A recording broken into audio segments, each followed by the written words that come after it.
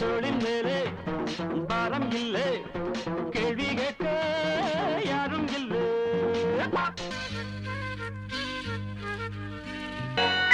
அன்ப சுமந்து சுமந்து